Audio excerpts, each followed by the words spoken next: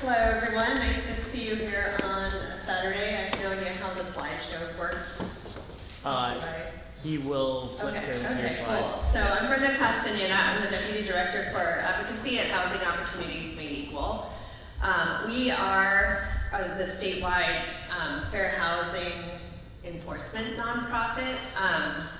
And some states have more than one, a few states have zero. I think we're the only one in Virginia right now, and we do enforcement statewide. We also do housing counseling for first-time home buyers, people in need of foreclosure assistance, and in the Richmond metro area for folks with housing choice vouchers who need help placing and maintaining their vouchers. So, and we've been around since 1971. So literally, Fair Housing Act was passed in 1968, and I think in 1971 the State Fair Housing Act was passed, and some people in Richmond decided, some neighbors in Richmond decided they were going to meet in their living room and figure out a way to see if landlords and others were actually abiding by the Fair Housing Act, and so they would go out and see, what different people of different races, what their experience was with the same landlord. So we're still around, still fighting, and I'm going to talk about what's going on in Virginia. And so if we can move forward, let's see. So in addition to doing fair housing cases where people call in and have issues and we help them, we also do other types of things like legislative advocacy and policy advocacy. So I'm going to give you kind of a wrap up of what came out of this legislative session. And I think one of the themes of my presentation today is really that there is so much we can do at the state and local level. And certainly the uncertainty at the federal level does not help anything, but I really do feel like fighting discrimination and affirmatively furthering fair housing has a lot to do at the local and state level. So if we want to do the right thing at the state and local level, that will still happen. So we can go ahead and move forward. So we had, a pretty big legislative agenda this year with our partners, and so I'm going to go through some of those things that passed. And I think that yesterday or today was the last day for the governor to veto stuff, so I'm not sure, but I think these are all things that were not vetoed. One of the things was to expand the eviction diversion program and basically make it statewide. It started out a few years ago as a Richmond area pilot, and so they're available statewide, and to remove the end date. It had a sunset date because it was experimental. So that's to help tenants avoid eviction through payment plan agreements with their landlords. So the lease non-renewal notice, so that's like when at the end of the lease term, a landlord wants to say, I don't want to rent to you anymore, the lease ends, you should move out, I'm going to do something else with the unit or rent to someone else. So this is now requiring landlords who own 5 or more units to provide notice of lease non-renewal at least 60 days in advance, so that tenants can make plans to move to another location, which is really important, especially for people who need to remain in their local area. With the market the way it is, it's so tight, it's so expensive, and it's really tough for people who want to stay in the same area for access to jobs, healthcare, family, schools. Their next one is property tax relief for elderly and disabled homeowners. So there's, as we know, Virginia is a Dillon rule state, which means localities can only do things that the General Assembly says they can do. And so there has been property tax relief that the General Assembly has enabled localities to give. But it hasn't been clear, I think in the past, that people can get it retroactively or that localities can award it retroactively. So often what happens is that by the time people are behind and realize the program is available to them in their locality, they're deemed no longer eligible because they have to catch up and be current before they can get the relief. And so this is making clear that local governments can give the relief retroactively. If somebody has been disabled, if somebody has been elderly and has struggled to pay, they can reduce their tax bill for less. For past years, and it's requiring more outreach and support for residents to be aware of that relief that they can get, because often people just aren't, it's not advertised and people aren't aware. All right, we can move forward. Faith in housing for the Commonwealth. So this is, there were a couple bills around this issue, that sort of YIGB coalition, we call it, Yes in God's Backyard, which would enable faith communities who own property to add affordable housing on property they own. There's a great deal of, property, and it would sort of like enable them to do that and, make it easier with zoning laws and so forth. There was kind of a watered down version of it that got passed, which just directs DHCD to create a list of policy options for localities that could stimulate the development of affordable housing on property owned by tax-exempt nonprofits. So that includes faith-based communities. So it's not really what, the sort of like, yeah, you can do what you want, like let's just get it built. But at least they'll sort of be affirmatively giving communities, here's, the options under existing law. And again, that's really like a local option, right? If you want your local community to be building more affordable housing, that is something that can and actually at the end of the day must be done at the local level, right? To loosen zoning laws to allow properties to be built. So take heart. You can make change in your own community.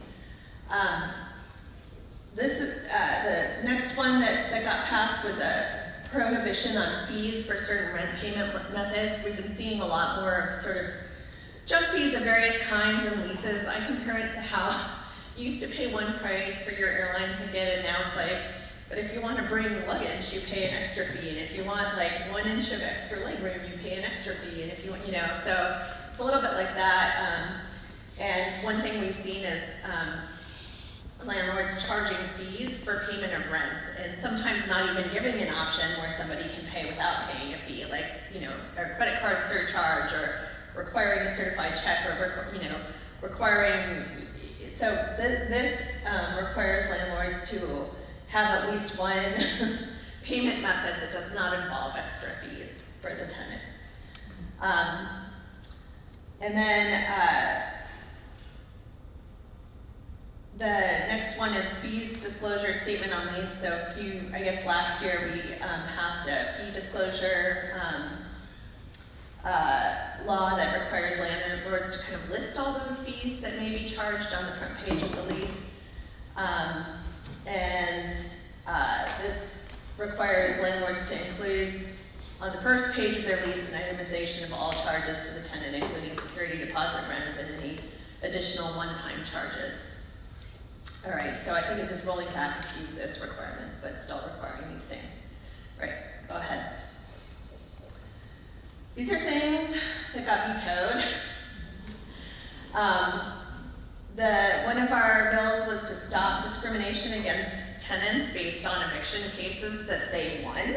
So if your landlord sued you for eviction and you won the case and didn't get evicted because the landlord was wrong, sometimes future landlords would still look at that and say, oh, this person was involved in litigation with their landlord, I don't want to rent to them. So for some reason this was controversial and the governor vetoed it. He wants landlords to be able to not rent to you based on eviction cases that you won in the past. Another bill that got vetoed was a task force to address appraisal bias. Again, that's something I think Maureen mentioned at the federal level that's kind of, being rolled back or not done, or staff has been dismissed that would work on that. But again, that is something that can be done at the state level and at the local level. Those appraisals, professional networks of appraisers and certification boards are state and local, and so we can affect policy there. So this was to propose policy solutions to stop appraisal bias. So things such as removing barriers to diversify the appraisal profession, and tools to reduce or eliminate bias in home valuation, that sort of thing. Again, the governor vetoed that. I think the good news is experience with state legislation is often you try a couple years in a row before something passes. We will have an election between now and the next General Assembly session. We will have a new governor. We may not see as many vetoes. We will have different legislators. So even though something didn't pass this time, we can try again next year. And the third one here that got vetoed is again another appraisal bill to strengthen for housing training for appraisers that they're required to go through. Go ahead. 14-day pair quit, that is one that we have tried many years in a row. Maybe next year is the magic year that it will get passed.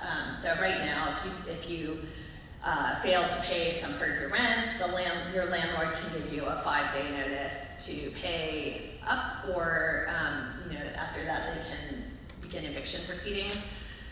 For a lot of tenants, this period was extended during COVID, and it's now been shortened again.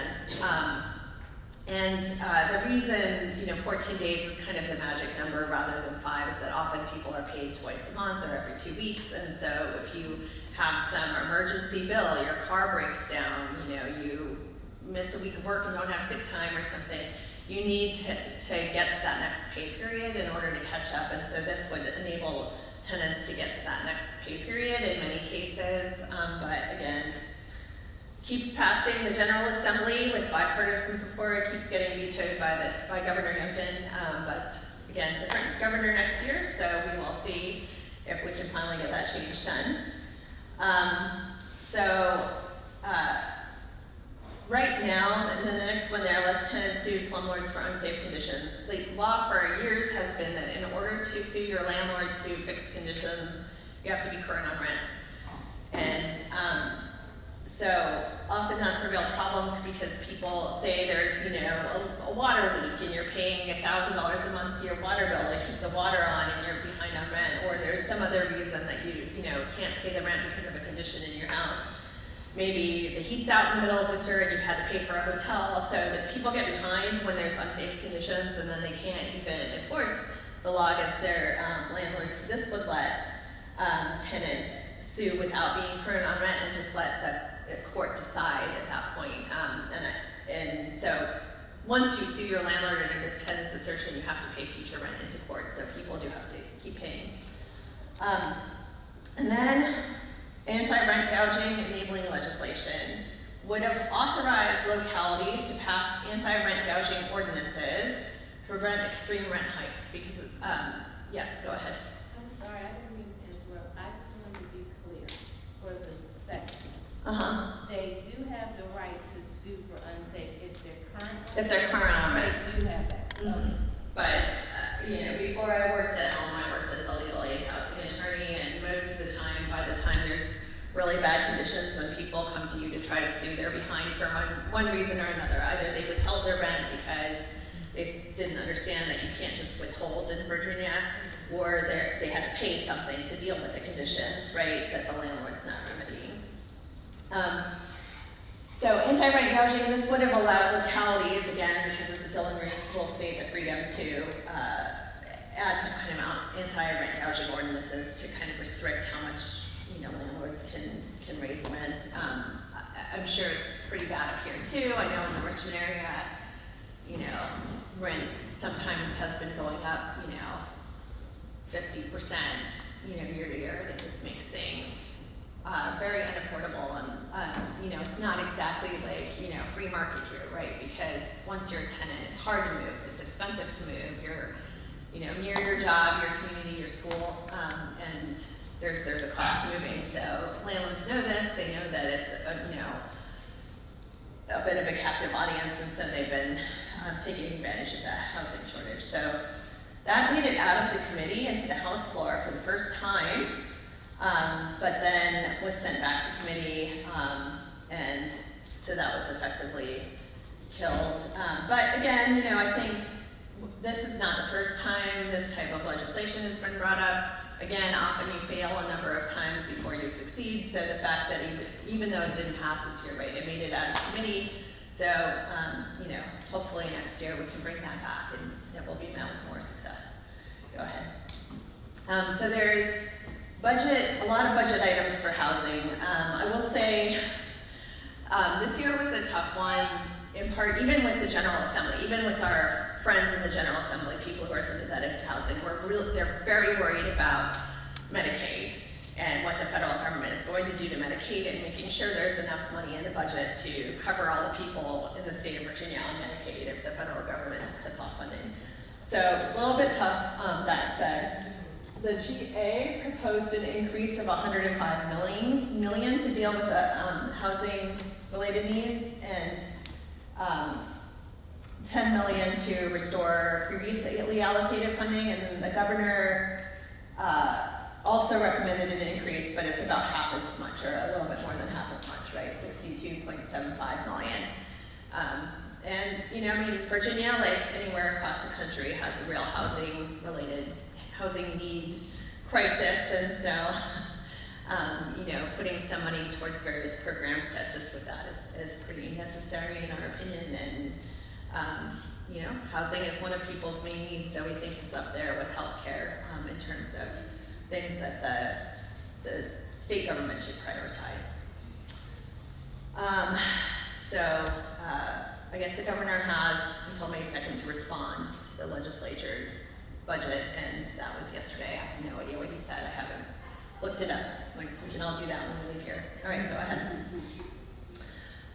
So changes in fair housing protections and enforcement. Maureen did address a lot of this, but I'm going to talk also just about what protections we have in Virginia and what that means on and around here as a practical matter.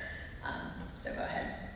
So as Maureen mentioned, the Trump administration has tried to revoke some LGBTQ protections for folks, and the way that affects fair housing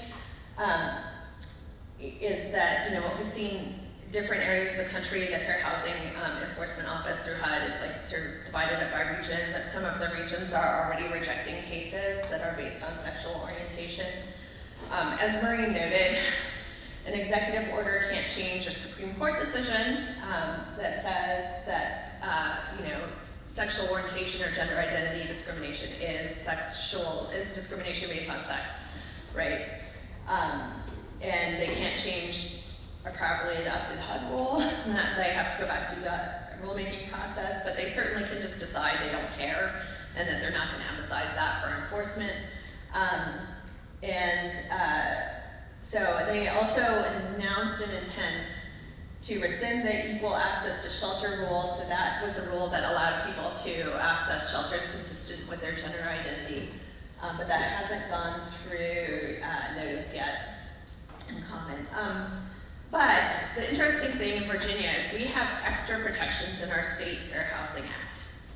So federal government just says sex in the actual text of the statute, but Virginia's statute says sex, sexual orientation, and gender identity are protected classes in the statute. So just because the federal government decides not to enforce this, or even, you know, I don't know, overturns the whole Federal Fair Housing Act, we still have the State Fair Housing Act with all those protections plus more, right? So we have 3 additional protected classes in Virginia that the federal law doesn't even have. So we have protections based on veteran status, protections based on elderliness, and like I said, sexual orientation and gender identity. So that's not going to be real fun for our shelter friends, nonprofits, or people who run shelters, right? When the federal government says you have to handle, you know, people a certain way based on gender identity, and then the state law says, no, actually that's a protected class. So we're keeping an eye on that. Good luck, shelter friends. I don't know how you're gonna do that, but we're here to help if there's, you know, if something happens. I will also say, you know, yes, the federal government can do things like say, we're not, you know, we don't believe in disparate impact anymore, but come on, there's federal court cases, there is an existing HUD rule that hasn't been erased, and I have confidence in every federal judge in Virginia to apply the rule of law, and the Fourth Circuit. I mean, obviously we get up to the Supreme Court, that's more of a, you know, guessing game, but most of the time you don't on most cases, right? And so I'm comfortable going to state court judges, federal court judges in Virginia, and asking them to apply the law as currently written and enforce that against landlords or other housing providers who discriminate. So I think while the federal government may, be not doing anything or sort of actively interfering, we still do have our state protections, our state judges and our federal judges who will follow the law. All right, we can go ahead and move forward. So here's some more stuff. So there's federal case law that says that sexual orientation or discrimination based on trans status is discrimination on the basis of sex. It is an employment law decision, but especially in Fourth Circuit, our Fourth Circuit law is really clear that we look at employment discrimination analysis and fair housing discrimination analysis, that they're like interchangeable because the language in the statutes is the same. And so, again, like it's still federal law as far as I'm concerned. So the Biden administration did issue an executive order that sort of clarified that yes, this is how you're going to apply this to the Fair Housing Act. But even without that, we'd still be using that case, right? So that's kind of where we are with that. Go ahead and move forward. All right, well, I guess I could have gotten ahead of myself. So another thing is, right, like there's the Fair Housing Enforcement Office at HUD. They're obviously, it's not a great place to file a case these days if you're doing it based on discrimination, based on being trans or something like that. But we have a state Fair Housing Enforcement Office, the VFHO, which is substantially equivalent, and we can still file administrative complaints there, and they will apply state law, which explicitly says your gender identity is a protected class.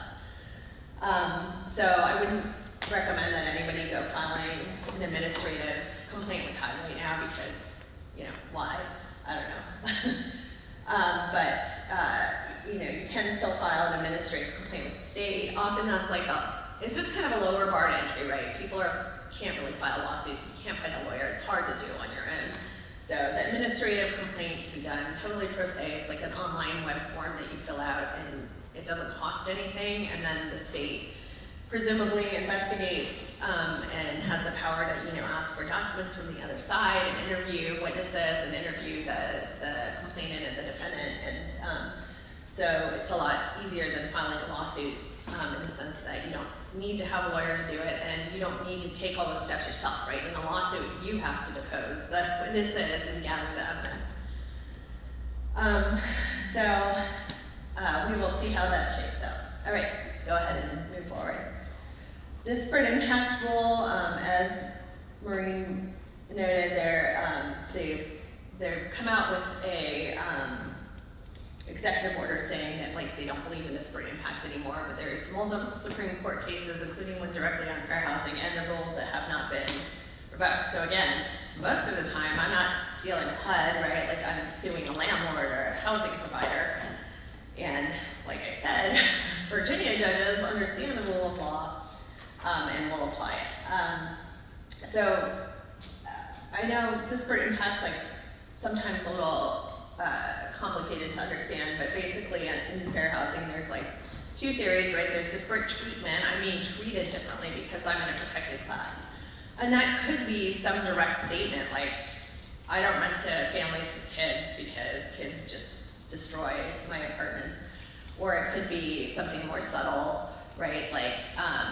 We have a case right now where a utility company, we found that if you call in and you don't speak English, they want your passport and your state ID and all this identification to set up service. And then if you call in and speak English, they're like, just send your lease or whatever, and we'll just set up service to your house.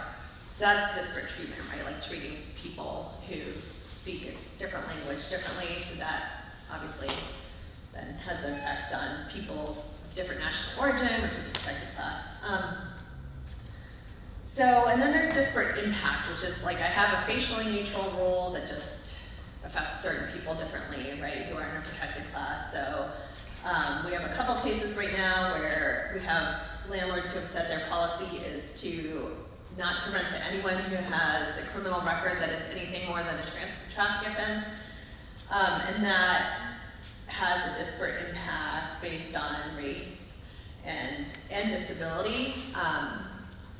And it's, you know, it's not like reasonably related to to whether the person's going to be a good tenant. For instance, we have one client who was, you know, arrested for robbery when he was 18 in 1997. He has nothing since, and they're saying, oh, we won't rent to you because you have something more than a traffic offense. Clearly has no bearing on his ability to be a good tenant. And so it has, you know, even though they're applying it to everyone, they're not just saying, oh, just you, because you have brown skin, we're looking at your criminal history, right? They're saying, we're looking at everyone's criminal history, but it's going to have a bigger effect on people who are Black and people who are Hispanic because they're more likely to have been, you know, touched by the criminal justice system. All right, go ahead. So the EO is directing agencies to deprioritize enforcement of cases, you know, that may involve disparate impact liability and, you know, possibly concurrent investigations or lawsuits, and repeal or amend those implementing regulations. Again, there is an implementing regulation at HUD. It takes time to go through the process to repeal that. So while they may just decide not to enforce it, we can still enforce it. And even if they got rid of that regulation, there's several Supreme Court decisions that would need to be overturned. You know, so I think I'm still confident, again, of our ability at home to bring lawsuits and to get pro bono partners, other private attorneys, to bring lawsuits based on disparate impact liability and to have judges apply the law as it currently stands. All right, go ahead. All right, so I think I kind of went over this. All right, go ahead and go forward. Affirmatively furthering fair housing. So this is an interesting one. So the Fair Housing Act has always required HUD and jurisdictions or entities, federal, state, or local, to affirmatively further fair housing. So not just like eradicate discrimination when it bubbles up and happens, but like to affirmatively dismantle systems that are preventing people from equal access to housing. It's been a difficult mandate for HUD to sort of define and enforce. So for many years there was no sort of like implementing regulation until the 90s, I don't think. And there's been a series of regulations since with different levels of, you know, impact or teeth really to have localities do that. So the Biden administration had an interim rule in effect that didn't go into effect before the end of the administration, and the Trump administration has just replaced the interim rule and has effectively eliminated like basically all the requirements to conduct things like analysis of impediments to fair housing. You guys, if you're involved in local policy, have probably talked about your AI plan. So that went into effect. Comments closed yesterday or the day before. I forget, what day is today? Is today the 3rd? I don't know.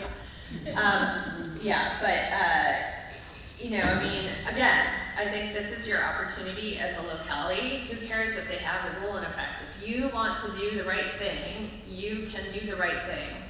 And you can still, you know, take local actions to analyze whether there's systems in place that are, you know, having a discriminatory effect in your locality and what kind of need there is for access to housing, and you can still take steps to improve people's access to housing in their communities of choice. And so I think, yeah, not great at the federal level, and certainly localities that like don't want to do the right thing are going to be like, woohoo, like we can just put up a fair housing poster and we're covered. But I know Arlington wants to do the right thing, and I know that, you know, everyone here probably does, and that you can still fight at the local level to make change. All right, go ahead.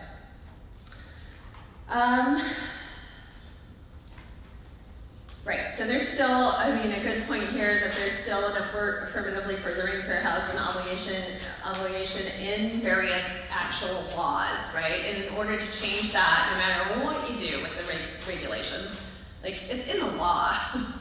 So, you know, until they go through Congress and change those laws, which who knows, maybe they will, but you know, you can still point to the black letter law and say, whatever you did with the regulations, you know, this law still exists.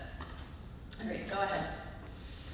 Funding for fair housing enforcement also touched on lots of uncertainties. So I will say housing opportunities made equal.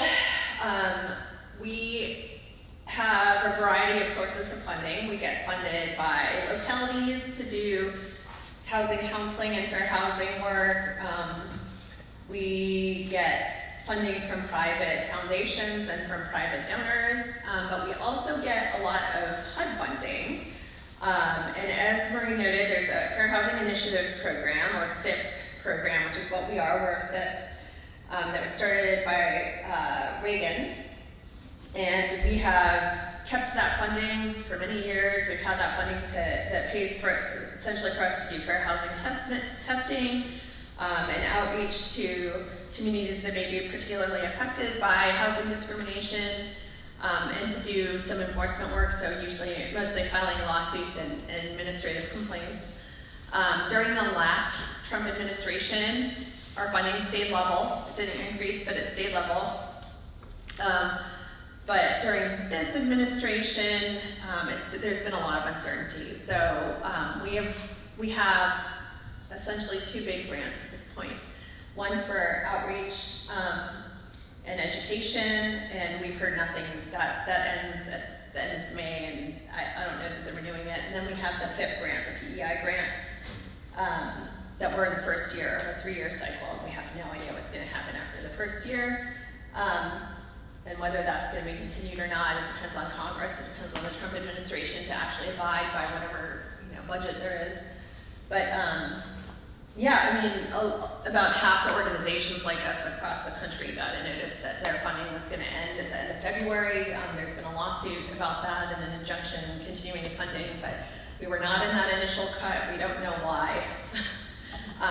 We can't, I don't know that there's any rhyme or reason to why they cut certain places and not others, but we just didn't get cut. But, again, things are going to be a little tough after May if that funding doesn't continue. And there's like a trickle-down effect, right? Because the funding we get from localities is dependent on their budgets, and they are affected by the federal government, which gives lots of money to localities. And even if it's not the housing funding that's getting cut off, if local budgets are being squeezed, they will have less money to devote to things like fair housing enforcement or housing counseling if they are needing to put their dollars towards basic infrastructure needs or things like that. So we'll see how that goes.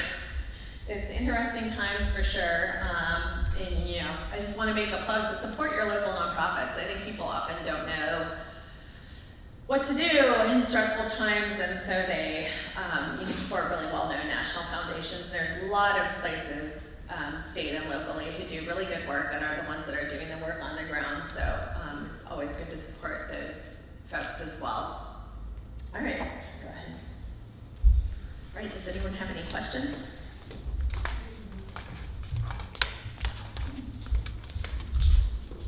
Sure. What percent of your funding is federal?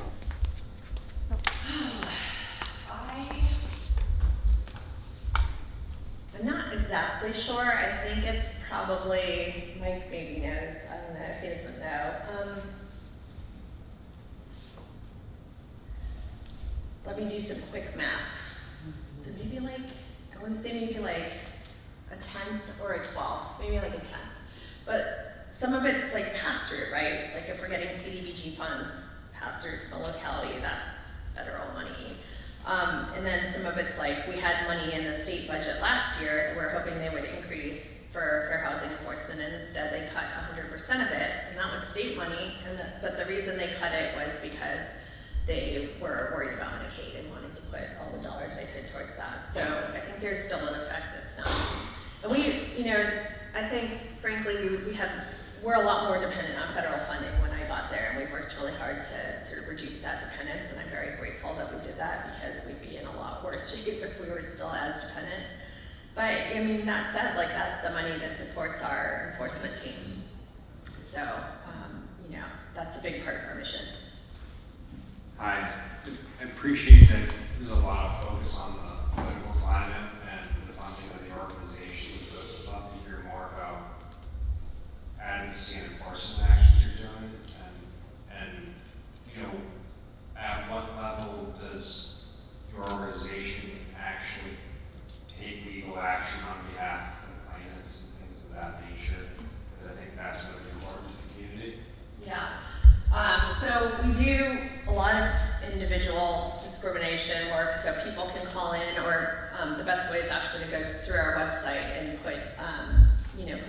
information through our intake form.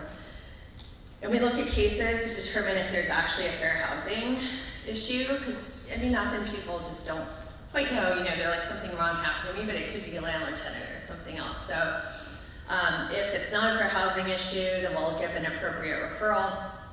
And if it is a fair housing issue, then it will go to one of our staff investigators who will help the person gather documents and information to make a case. And, I think we're at a phase where, I can't think of a time recently, like it's not, my philosophy as the deputy director for advocacy is like, if there's a case, we'll like at a minimum help somebody file an administrative complaint. So we've been doing a lot of that, either through HUD or through VFHO. Obviously, we're going to focus more on VFHO since the FHEO office is, experiencing cuts. And then we also bring lawsuits. So if you get to the end of the administrative process and the case doesn't settle, then you can either join the Attorney General's lawsuit or you can bring your own. And so, if we've gotten to that point with somebody, I think it's a viable case. And so we are, part of my job has been to really, there's not really a fair housing bar here, and it's interesting to me because even when I talk to employment lawyers, like plaintiff side employment lawyers or civil rights lawyers, they're like, oh, I've never done fair housing, and I'm like, come on. If you've done employment discrimination, plaintiff side work, or civil rights, or frankly any kind of personal injury plaintiff side work, I think you can do a fair housing case. So I've been working to expand our sort of bench of attorneys across the state who will take fair housing cases. For instance, we worked with a private attorney out of Lynchburg to take a case for a woman who she had needed a modification to her patio at her HOA because of her MS, and they were basically giving her a lot of problems. So that he took that to federal court, and it was the first time he took a case like that, and I think it settled in the high 5 figures. We recently settled a lawsuit about source of funds discrimination, which is, I realized I forgot this. This is one of the big differences between state and federal laws, that we have a state protection for source of funds. So landlords cannot say, I don't like to work with this eviction prevention agency, or I don't like to take people who have Social Security income or a housing choice voucher. So there's a major landlord, actually we have a couple lawsuits, just one of them just settled, that just was saying, oh, only certain of our units will we take a voucher, and so you need to like look carefully on our website, and if it says we take a voucher, then we'll take a voucher, which is like in violation of state law. So that settled. We've done other cases where we've gotten settlements. A recent one for a man who lived at a small apartment complex, and it was kind of traditional for everybody to decorate their doors, and he had like Merry Christmas or something on his door, and the landlord told him to take it down because they were like, you can't say Merry Christmas, I don't know. I don't think the landlord, if as long as, decorations are allowed, I don't think they could say no Diwali decorations, no mezuzahs, no Merry Christmas, and so that actually settled. I think one thing and that was a 5-figure settlement. I think one thing that people don't understand is that fair housing, like there's actual damages, right? Like maybe you discriminated against me and I had to rent somewhere more expensive, or I had to put my stuff in storage, or I had to live in a hotel for a while. That's damages you can get. But there's also dignitary harm and loss of civil rights, and that has value, and that has more value oftentimes than the actual dollars that you can put together and tie to specific costs. And so I think part of what I've been working on is training the VFHO investigators and mediators to understand that they're going to be seeing higher settlements, and then also just landlords, dependents, that if you discriminate, there's a real cost, and it's not just oh, what's the big deal? You had to go rent someplace for $50 more a month. It's, it's a big deal to people. It's really harmful to them. They, feel harmed, and they are harmed, right? There's a value to their loss of dignity and loss of civil rights. So I think that's really important to note. With regard to the vouchers you spoke of, can you tell me how, if someone felt they were discriminated against because they wouldn't accept the voucher, how is it that they can report it to you and basically prove it? And is it only to like companies and corporations and not private homeowner landlords? Yeah, so that's getting into who's exempted from the Fair Housing Act, and there are some exemptions, and the exemption for source of funds is different than the other exemptions. So if you are a landlord who owns 4 or fewer, like a 10% interest or less in 4 or fewer rental units, then you can just discriminate. So a lot of times what we see is like these realtors who may be managing properties for multiple private owners, but the owners themselves maybe only have like 1 unit, and they'll say, oh, this unit doesn't take a voucher, and that's actually okay, right? But any landlord that has more than 4 units needs to take vouchers, and there's pretty clear guidance that's been issued by the Real Estate Board and the Virginia Fair Housing Office that explains how they should take the voucher into account when calculating income. And so we see a lot of landlords misapplying that, and then thus saying, oh, you still have to make 2.5 times the amount of rent. Well, the voucher is based on the person's income, so they're never gonna be able to rent there, and that's actually discriminatory as well.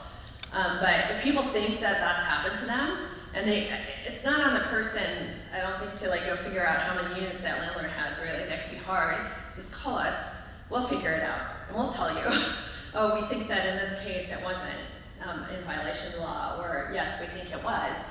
Another thing we do in our investigations team, and this is something that HUD funds a lot of, is fair housing testing. So essentially secret shopping, where we'll do sometimes multiple match pair tests, like somebody in a protected class and then somebody else very similar, but not in the protected class. So maybe a mom with 2 or 3 kids and a voucher, and and then a mom with 2 or 3 kids and employment income and no voucher, and just see how the landlord treats those people differently.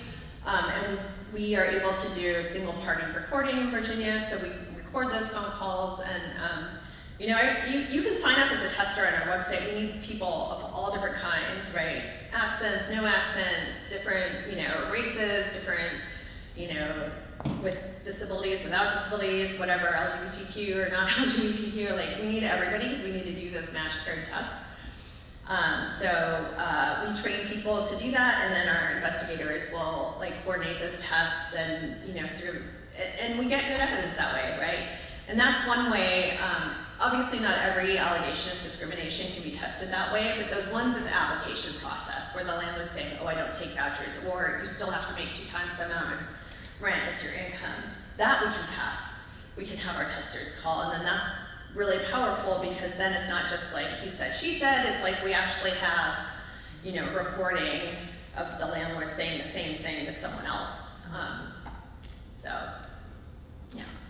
Good afternoon. So my question is, with all that housing, the area housing is getting grayer and grayer as it is, okay? And I know home, I work with you guys all the time. But how are you preparing for the abnormalities that are coming out of GC today?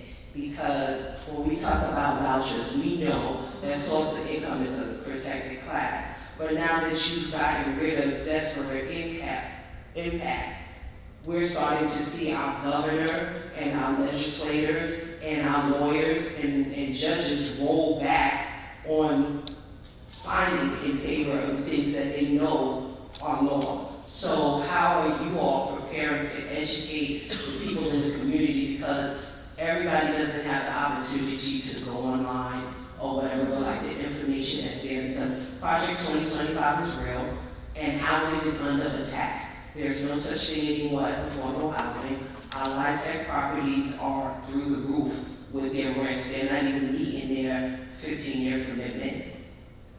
What are we doing to prepare the people realistically for a time such as this? Yeah, I think we come to events like this, and we do other education and outreach. Like I said, we have housing counselors who work specifically with tenants and homeowners. And I do think that you know, I trust most Virginia judges and Virginia federal judges to still apply the law, right? Like we don't have a lot of like really sort of like wild cards like maybe they do in certain other jurisdictions. And I do think that there's a lot that can be done at the state and local level in terms of policy that can help affordability and help further fair housing. So I think, you know, continuing the state and local advocacy is really important. And there's a lot, I mean, you know, we'll start planning for the next General Assembly session like in a month or so, like what's our agenda gonna be? And it can be really aggressive to protect those housing rights.